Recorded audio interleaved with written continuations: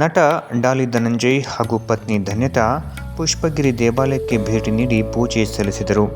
ಹಾಸನ ಜಿಲ್ಲೆ ಬೇಲೂರು ತಾಲೂಕಿನ ಹಳೇಬೀಡಿನಲ್ಲಿರುವ ಶ್ರೀ ಪುಷ್ಪಗಿರಿ ಮಲ್ಲಿಕಾರ್ಜುನ ಸ್ವಾಮಿ ದೇವಸ್ಥಾನಕ್ಕೆ ಡಾಲಿ ಧನಂಜಯ್ ಹಾಗೂ ಪತ್ನಿ ಧನ್ಯತಾ ಭೇಟಿ ನೀಡಿ ಪೂಜೆ ಸಲ್ಲಿಸಿದ ನಂತರ ದೇವಾಲಯದ ನೆಲದ ಮೇಲೆ ಕುಳಿತು ಪ್ರಸಾದ ಸ್ವೀಕರಿಸಿದರು.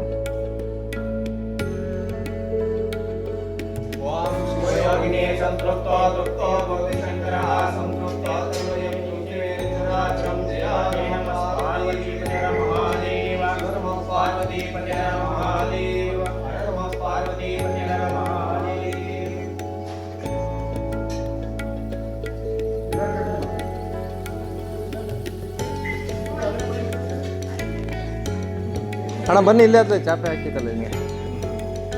ಗಿರೀಶಣ್ಣ ಬನ್ನಿ ಅಂತ ನೀವು.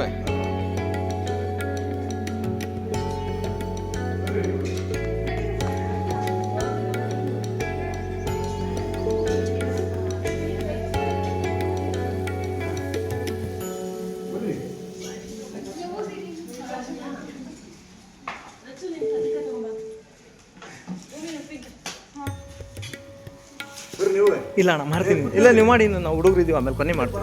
ಪರವಾಗಿಲ್ಲ ಗಿರೀಶಣ್ಣ, ಆಮೇಲೆ ಮಾಡ್ತೀವಿ.